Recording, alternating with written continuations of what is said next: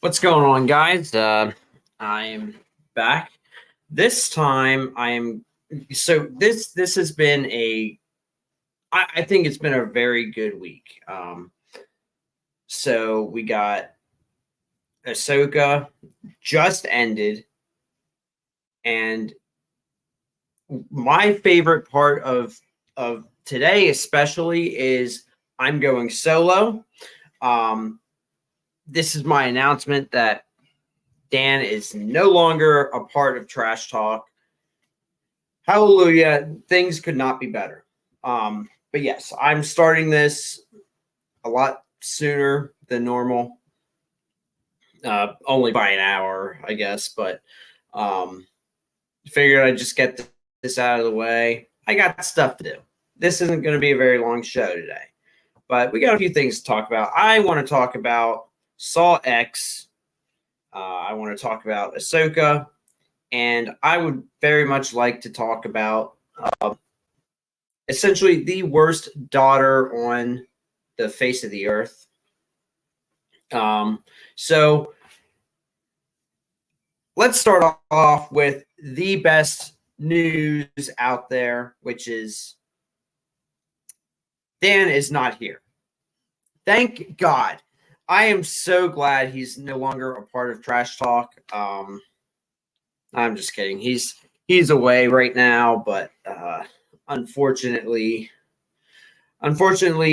well, or fortunately, depending on how you look at it, he is elsewhere because he would much rather be with other people than his best friend. But okay, that's fine. But yes, I want to talk about Ahsoka. I don't know where to begin with this. The thing, so Ahsoka has been very hard for me to talk about because nothing happens in this series. Literally, even the end of this episode, the very last episode didn't even feel like the last episode because there's nothing that happens in this show. So essentially, they find Ezra, Sabine finds Ezra, whatever. Ahsoka finds Sabine and Ezra, and I don't know. There's just stuff with the Night Sisters, and I honestly, I can't. I don't know how to talk about this episode other than it just felt out of all the shows. Even if I found all of these Disney Star Wars movies and shows satisfying, which I don't, this is the least satisfying ending to a Disney Star Wars property that's ever come out. Yeah, so basically shit hits the fan. I honestly can't even this show has been so forgettable. But essentially Thrawn's back and Ezra's back, but Sabine and Ahsoka, they get stuck on the planet where Ezra and Thrawn were on. I don't care. It sucked. There was actually no, aside from like the very end of, like, I don't want to say it's the last shot, but we do get a final shot of Ray Stevenson as Balin, and we also get another shot of Shin Hati. I can't, Ivanka, whatever her name is, Shin Hati. They weren't, aside from those two shots, they weren't really in the episode. So clearly they were setting something up with them. It felt like nothing. It felt like the whole gist of the story is, hey, Thrawn is still out there. So could Ezra. Okay, so let's go find them. Okay, great. And then they find them, and then Thrawn's back. That this could have been a better movie, an hour and a half movie, which they're obviously not interested in doing an hour and a half movie. It just felt like there was nothing that happened. Oh, and we got zombies, I guess death troopers. I think that's what they're going for, but yeah, zombie stormtroopers now. Um, my opinion on this is that they're gonna use. I feel like they're gonna use the Night Sisters as a way to bring. My original theory was that they were going to use the World Between Worlds to justify how Palpatine somehow returned. But I honestly think now, especially when they resurrected all the stormtroopers, I think they're gonna try and do some, black magic with Palpatine to kind of justify why he's back. Excuse me. Yeah, I don't know what else to say about this episode other than thank God it's over. Oh, we do get a final shot of Force Ghost Anakin. Why not? I guess they want to I guess essentially they just want to use Hayden Christensen as much as possible. There's really no meat to this episode or the entire series. When you think about it, there's really nothing here. This was probably the most. It didn't feel like anything happened. This was the most simple plot I've ever seen in a show. I think it was 6 or 7 episodes, maybe 8. I think it might actually be 8. 8 episodes, and it just felt like nothing happens. So yeah, if I were to sum up, if I were to rank this series, I can't. I don't care. If you didn't know Star Wars was dead, if it felt like there was some life in Star Wars, well, they kicked the fuck out of it. They kicked the life out of this thing. A franchise that I loved. I absolutely loved Star Wars, and this just goes to show that Star Wars is dead. For all the people who wanted to say, oh, Dave Filoni, he's going to save Star Wars. Jon Favreau, he's going to say, these guys, they need to take over Star Wars because they're going to save it. They're absolutely going to save it. Kathleen Kennedy is going to be forced out of Lucasfilm by the end of 2020. I mean, come on. Jon Favreau and Dave Filoni have said, specifically with The Mandalorian, but clearly these shows have tied heavily into The Mandalorian. However, they said this was going to lead, excuse me, this was going to lead heavily into the sequel trilogy. And they've proven that. Dave Filoni, and I can't remember if I actually mentioned it on this show before, but Dave Filoni has actually come out and said, or he has come out and defended The Last Jedi, a movie that is, I don't want to say universally hated necessarily, but the general consensus is that movie sucks. But yet, our Lord and Savior Dave Filoni is gonna save Star Wars. Okay. Um, I just and I don't understand the love for Jon Favreau. Don't get me wrong. He did direct one of the best MCU films of all time. He did direct the first Iron Man. He directed the first two Iron Man movies. He did kick off the MCU. Okay, that's fine. But when you think about it, Iron Man was, in my opinion, the only good Iron Man movie. Iron Man 2 was sloppy.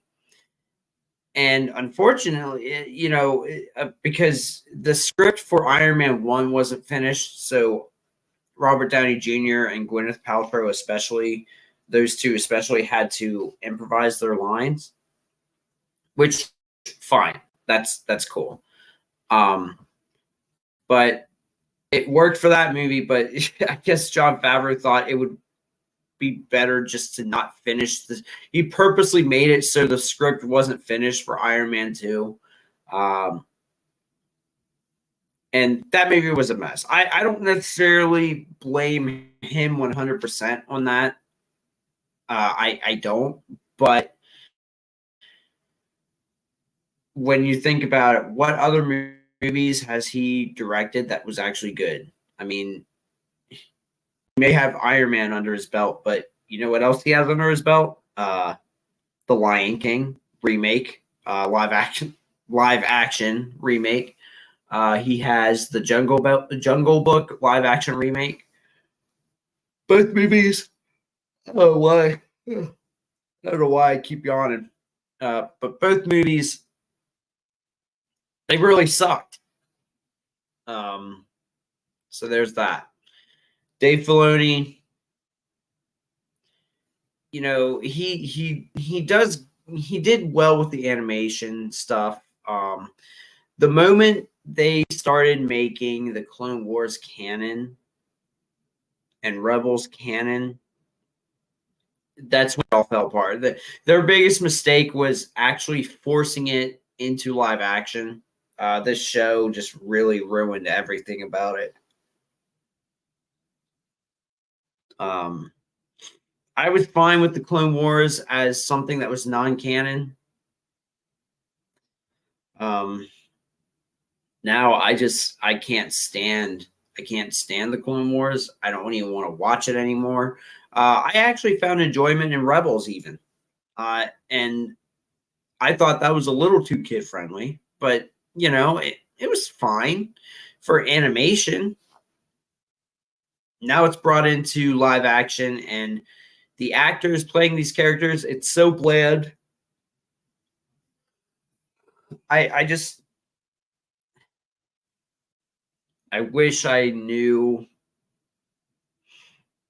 how to talk about this Ahsoka show as a whole, because there's really nothing that happens in this show. So is it worse than Obi-Wan Kenobi? No. Now, granted, I had to force myself to watch this. I stopped after episode 3 of Obi-Wan Kenobi. I believe it was episode 3. I stopped. But as far as the other shows, I mean, the best thing that Dave Filoni has done as far as live action goes is season 1 of The Mandalorian. And I think that is a very mid season. And that's the best he's got. So, unfortunately, it just it doesn't work. His characters shouldn't exist in live action. They just shouldn't. So I am mildly curious to see what they're going to do going forward.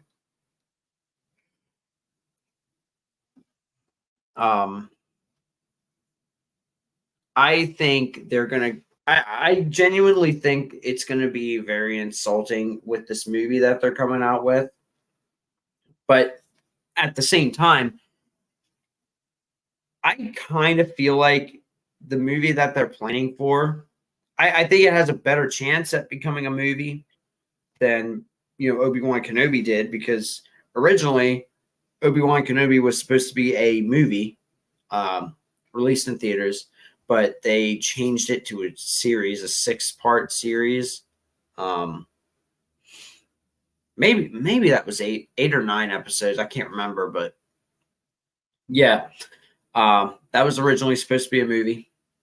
Turned it into a show for Disney Plus. Um, but I think this Dave Filoni directed film will have a better chance uh, being a movie than Obi-Wan Kenobi, but plans could still change.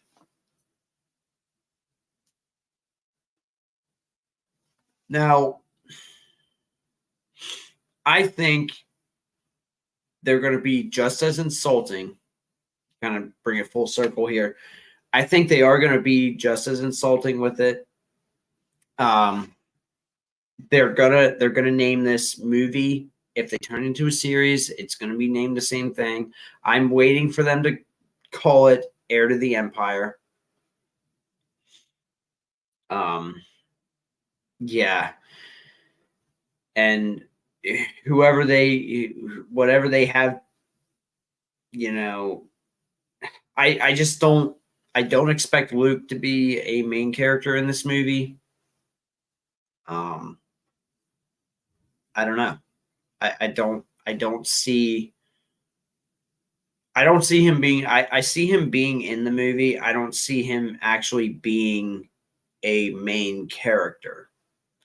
So that's gonna piss me off. It's gonna probably piss a lot of people off, especially people who want to see Luke back.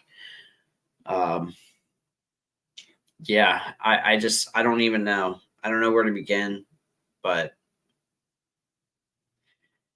the thing is, Dave Filoni, he relies heavily on his cameos. He relies heavily on, like, sort of the shock value of seeing these characters, even name drops. It's like he has to make sure it's the best. Um, he has to make sure that there's at least one person. I mean, the fact that he threw C3PO in out of nowhere. Um, yeah, it's, I don't know. I don't care. I don't care about Star Wars anymore. I really don't. Even the old stuff, unfortunately, like, as much as I love the old stuff is just boring to me now because of what Disney has done. And honestly, seeing a lot of these people absolutely loving The Mandalorian and absolutely loving Ahsoka, pretty much loving anything coming out of Star Wars, it kind of ruins it for me because, that's not what Star Wars was. And a lot of these people, a lot of these people that love Marvel, Star Wars, DC, all these nerdy properties now, those were the people that made fun of me in elementary, middle school, for liking that stuff. I got made fun of as a kid for going to see, or well, I didn't actually go to see it, but for telling my friends that my dad rented Spider-Man from Blockbuster. I was made fun of for liking fucking Spider-Man. And now everyone loves Spider-Man. Everyone loves Star Wars. Everyone loves all this. I just, it's never been the same. None of this is what it used to be. Um, I'll never forget when The Mandalorian dropped, and or well, when it was announced. I was like, okay, I hate what they've been doing with the movies, but let me check out this series. And I liked it for the first 2 episodes. Then episode 3 came along, and I was just like, oh, so this is just the Baby Yoda show. And it sure was. That's when I started really hating this. And I was very hopeful for Disney. You know, I loved what they were doing with Marvel. I was like, you know what? I think they'll do a great job with Star Wars. I saw the Kathleen Kennedy interview with George Lucas, and I was like, okay, you know what? I like what's being said here. You know, George Lucas has a lot of faith in her. Not anymore. um, the thing is, the whole idea, this hope of Kathleen Kennedy leaving or being forced out, she's not going to leave until she's ready to leave. That's the thing. She's not going anywhere until she says she's going away. But that's just my personal opinion. Yeah, Star Wars is dead. At the end of the day, Star Wars is actually dead. So yeah, there's that. Now, I do want to talk about. We'll talk about Saw X. I dropped a review. Uh, I dropped a review, and I went into spoilers after I did my rating and everything. So this is also going to be spoilers.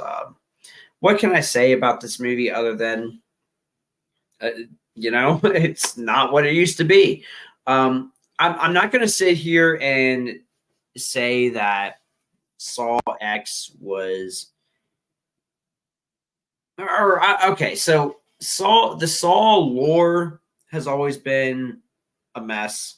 I'm not going to sit here and pretend that Saw is a fantastic franchise. It's not.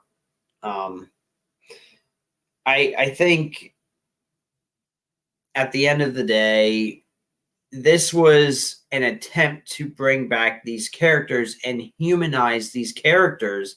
The problem is that you bring back these psychopathic killers to be the main characters, but you make them, because they're the main characters, you have to make them likable to the audience. Now, when I found out what was going on in this movie, I was intrigued. You get Tobin Bell back, you get Shawnee Smith back. That's awesome. That should work. That should work to their advantage. And the thing is, you make them these main characters.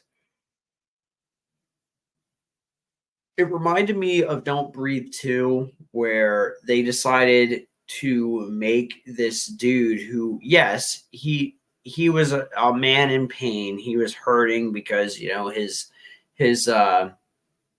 daughter was killed and was hit by a car and killed, and he kidnapped the woman that was driving that hit his daughter. He kidnapped her and held her hostage in his basement until she gave birth to his child. That's kind of a big, sick twist of the movie. And it was, I liked Don't Breathe. Don't Breathe was actually a really good movie. But then they make this sequel, and I found out about the sequel. I'm like, how are they going to make a sequel to this? Is it someone else going to break in to his house? What's going on? They made it an action movie, a Taken style action movie. I don't know why. It's just, but he was a good guy, and he had this like need to protect this little girl because you need a father daughter dynamic in everything these days. A lot of that echoes into Saw X. So the thing is, what intrigued me was the premise of, okay, these people scammed John Kramer into thinking he was cured when he really wasn't. You know, and him wanting to punish them for that could have worked really well if they actually kept true to his character. There was one part in the movie where the main woman, the woman behind the whole scam, she asked him, she was like, "What do you do for a living?" And he's like, "Well, I help people. I I help put them on the right path, and whatever." Um, that was probably the most Jigsaw he's been, that he was in that entire movie, because at the end of the day, he truly believes what he's doing is a good thing. It's extreme, but he truly believes that what he's doing is right. But the thing is, we as the audience knows that he's not a good dude. He should be seen as a psychopath. He's a sick fuck.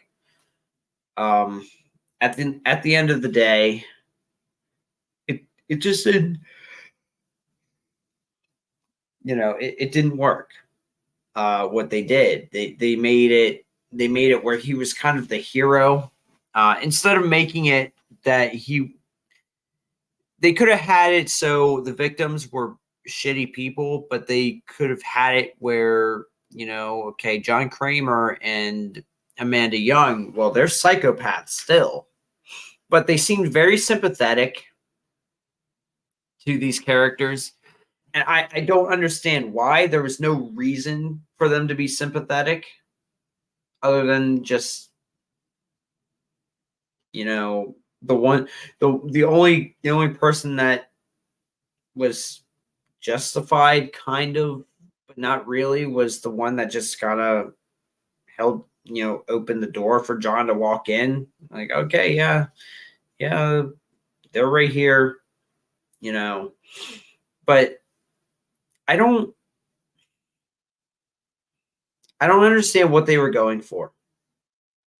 It didn't make any sense to me. But yeah, Saw X, and honestly, to all the people on social media that were saying how good the movie was, friends that I've seen, they were like, "Oh, I saw this last night. This was really good.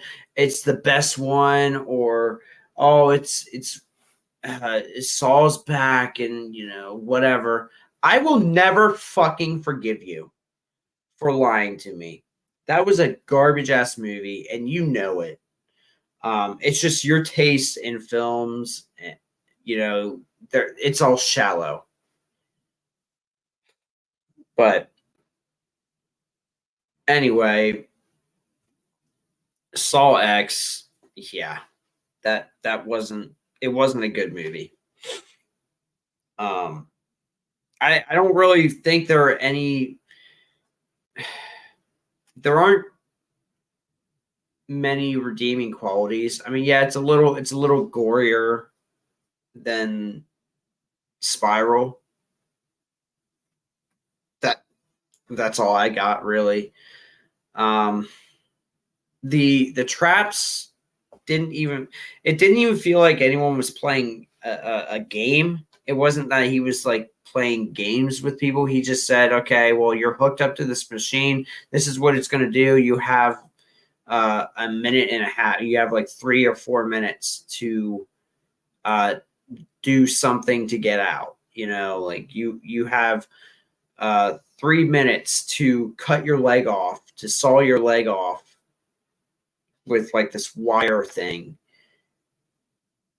and you have to do that or your head's going to get cut off. You know, that's really what it is. It's not because in all the other movies they were all legit playing a game, where they had puzzles to solve and things of that nature. I think it was Saw 5 where it was like 6, 7, maybe even 8 people. And the whole point of their game was to focus on teamwork. Because by the end of the game, they had to all draw blood. They had to all draw blood, but because they were working for themselves, they were helping themselves and not others. Others died. So by the time they got there, the one girl was forced to. The dude forced her to basically saw her all the way up to like her forearm, her elbow, or whatever. She had to put her arm in, and there were like 8 slots for 8 people, you know, and if all of them survived, all they'd have to do is just get a little cut, and that's it. And that would be enough blood to open the door. And, you know, that movie, listen, the only 2 good Saw movies are Saws 1 and 2. Those are the only good Saw movies. Everything's crap, but that is actually kind of a cool, that's a neat little twist. And it's like, okay, so yeah, these guys are, you know, Jigsaw is smart. Like I said, it all is supposed to be a game, and it just didn't feel like a game. Not to mention, we were an hour into the movie, and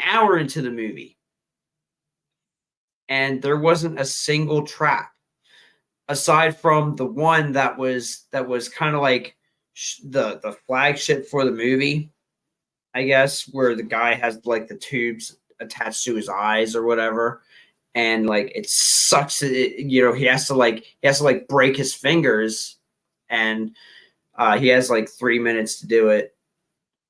He has to like break all his fingers in order to stop the machine or something, or else the thing would like suck his eyeballs out of his sockets. And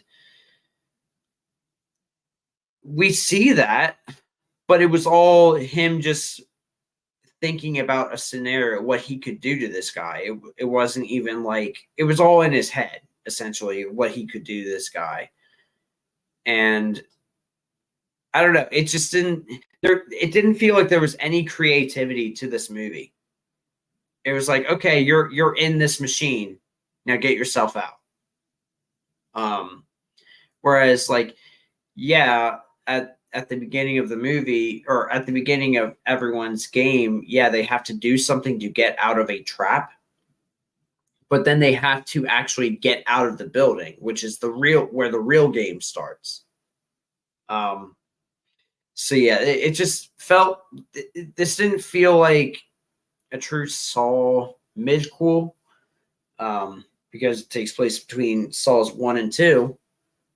It didn't feel like a true Saw movie. It felt like, I don't even know what you would classify this movie. It felt like Jigsaw was a hero, and he shouldn't be.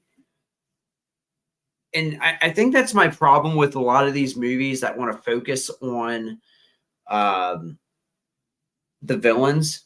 You know, we're seeing a lot more movies that are about the villains, you know, such as Venom. Although Venom's kind of an anti-hero, I guess, but I still classify him as a Spider-Man villain.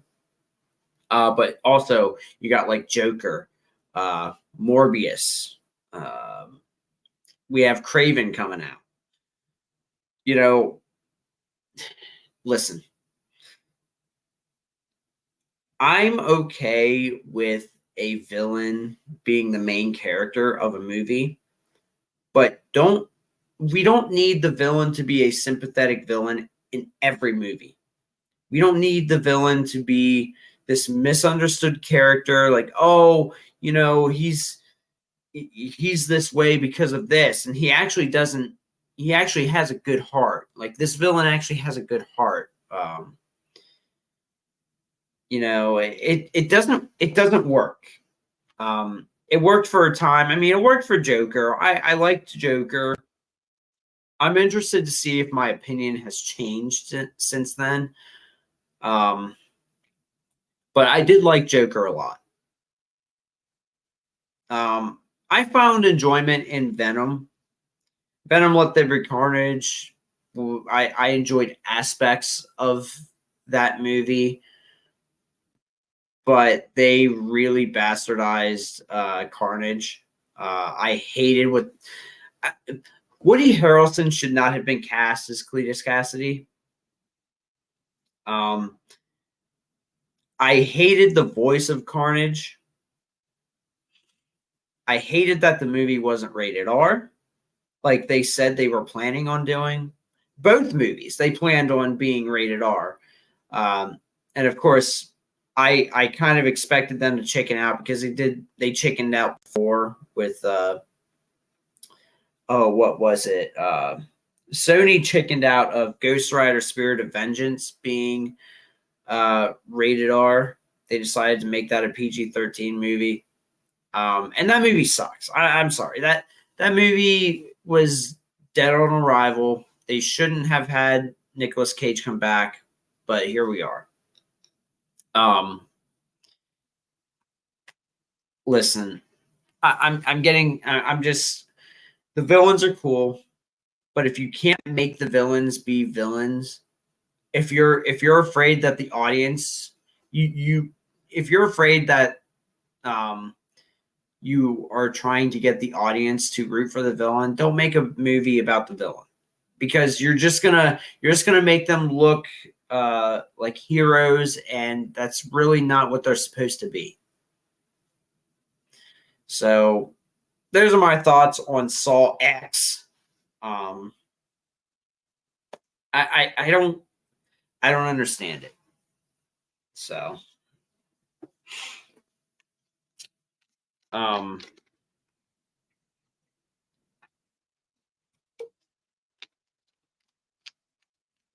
but okay. So I did want to talk about this Lou Ferrigno thing. This came out a couple days ago. Lou Ferrigno has so Lou Ferrigno's wife has dementia. Okay, they're pretty old. They're in like their 70s, I believe. 70s, 80s. I don't really know, but Lou Ferrigno's wife has dementia, and she's pretty far along in her dementia, essentially. So I actually got an article I want to pull up here. But essentially, Lou Ferrigno's daughter is a garbage human being. Let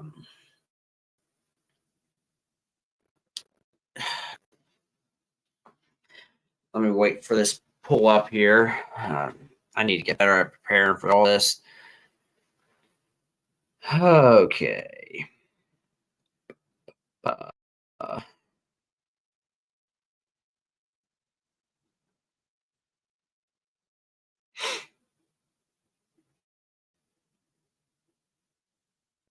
Wait for this to show up.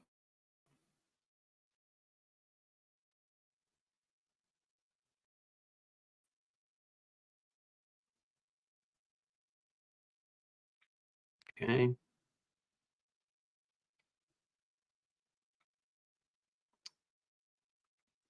Get this out of here. Okay. So, Hulk star Ferrigno accuses his daughter of elder abuse against her own mother, who suffers from dementia, by trying to get her to withdraw $500,000 despite being deemed medically unfit to handle her finances. Okay, so yeah, Lou Ferrigno, 71, has been married to his wife, Carla Ferrigno, 74, for 43 years. He is now taking legal action against their daughter, Shanna, 42, and Carla's sister, accusing them of elder abuse. Ferrigno claims Shanna and her aunt drove Carla to a bank last month to try and withdraw $500,000 in cash. The bank rang him and alerted him. This is absolutely the most garbage thing you could ever do to anyone. I don't know how anyone could even think about doing something like this.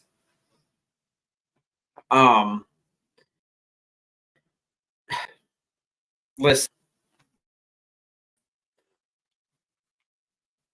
when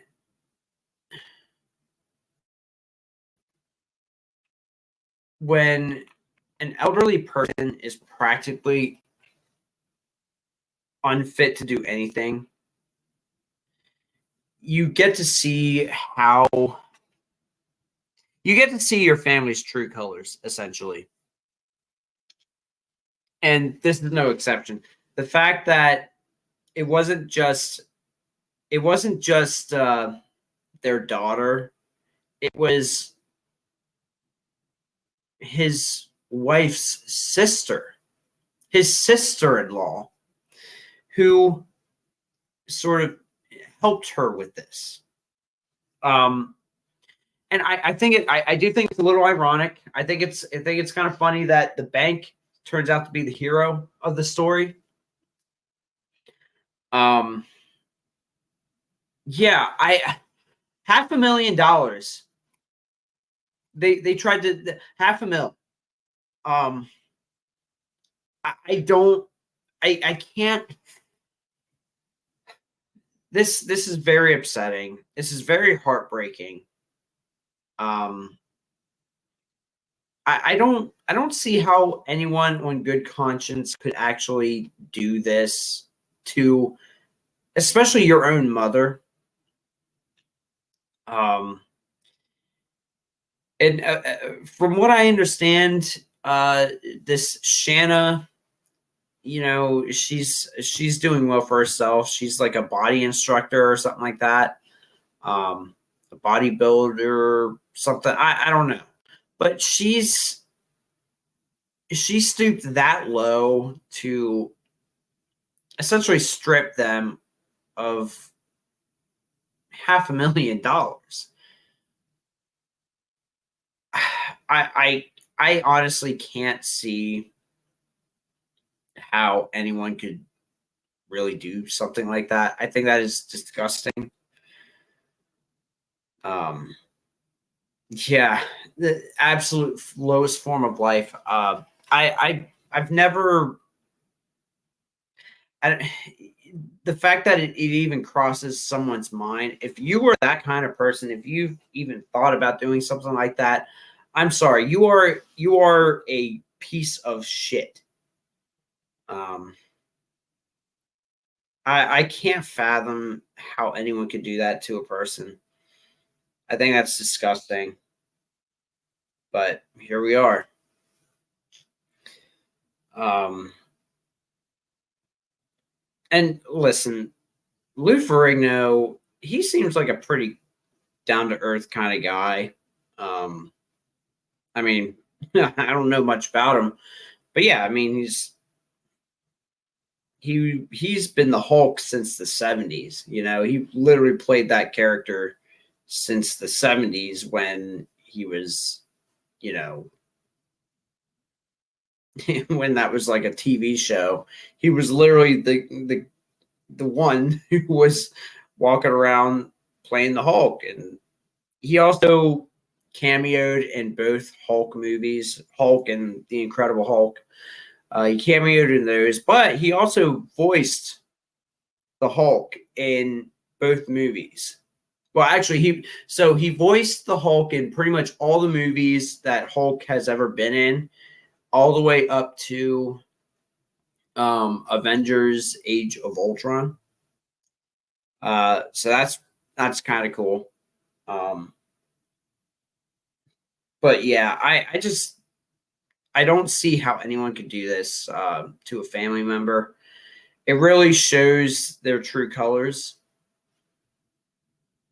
And honestly, I hope to God they lose this lawsuit. Lou Ferrigno and his wife, they no one deserves that. And it's always sad. It's like, okay, so you're trying to get this money. Clearly his wife isn't doing well, and she's probably getting close to that point where she's going to pass, unfortunately. So they did this in a timely manner. It had to have been. Honestly, I can't imagine someone doing that. Like I said, you're a fucking piece of shit if that's what your intent is. So I don't know. It's a very disgusting topic. It's something that no parent should have to worry about their own kid turning on them, someone that you raised. And then you start thinking, well, what do we do going forward? Did I do a good enough job as a parent? You know, these are the questions that I'm sure Lou Ferrigno is going to be asking himself. It's really sad. It's sad to see people going through stuff like that. Um, I know that when my grandparents passed, many years ago, I'll never forget the sort of like the arguments over who gets what. You know, that that kind of stuff is just disgusting to me. It's like, look, you lost your parent, you lost your mom and dad, and you're arguing over who gets a Beanie Baby or who gets this or you know, who gets this chair, who gets this table, this whatever. It's always about the material things when an elderly person dies. It's really saddening to see. I mean, the fact that this is what we're going to argue over. Like we're seriously gonna argue over something so minute, so little. It's it's disgusting. Um, so yeah, I can't imagine what that feels like. I don't have kids. Probably won't ever have kids because I don't want any. At least not right now. But I don't know. I can't imagine having to go through that. And yeah, it's disgusting. So,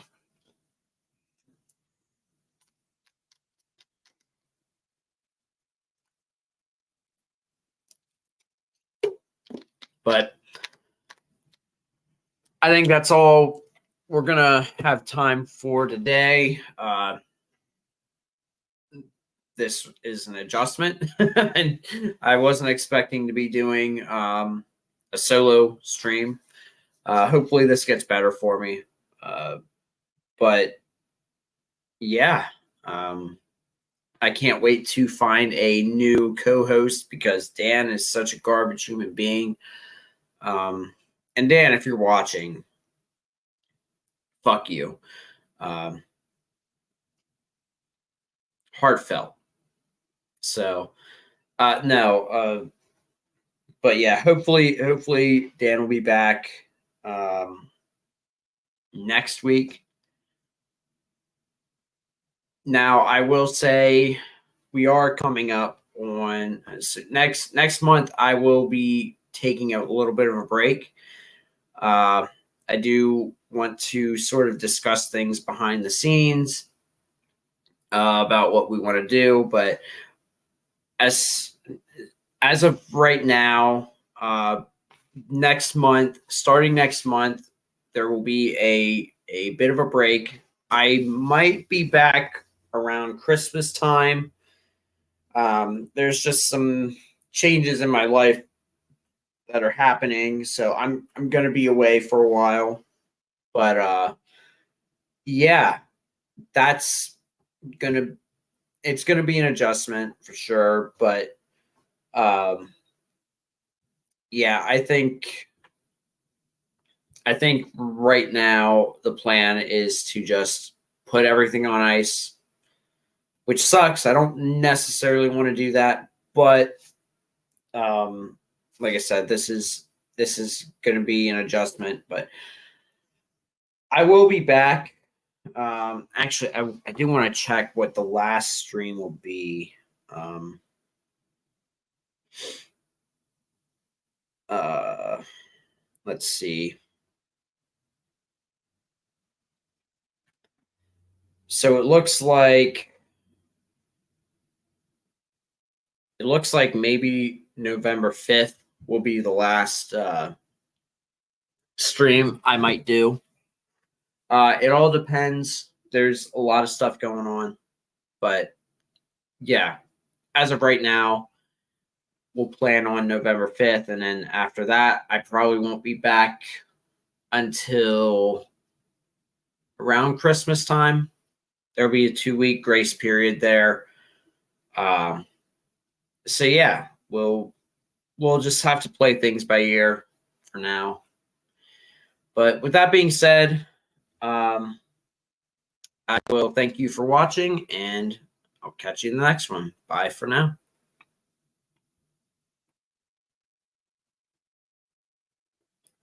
I'm still not getting good at this.